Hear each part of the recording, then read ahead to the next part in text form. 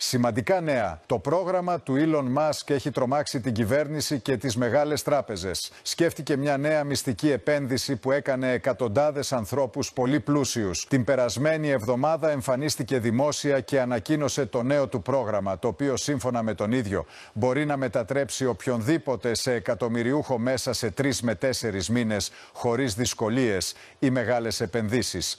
Ο επιχειρηματίας εφευρέτης ενθάρρυνε τους πάντες να εκμεταλλευτούν αυτή την καταπληκτική ευκαιρία και εννοείται πως λίγα λεπτά μετά το τέλος της συνέντευξης τηλεφώνησαν από την κυβέρνηση και ζήτησαν να μην μεταδοθεί, όμως ήταν ήδη αργά.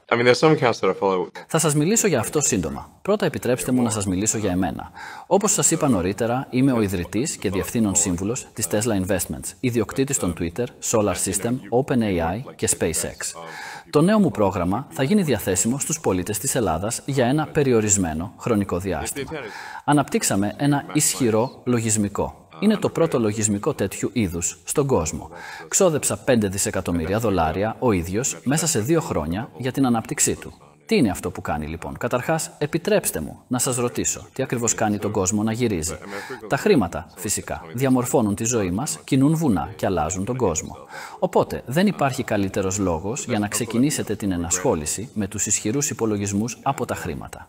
Αυτό το λογισμικό εμπορεύεται μετοχές και το κάνει τόσο καλά που κερδίζει συναλλαγές με ποσοστό επιτυχίας 90%.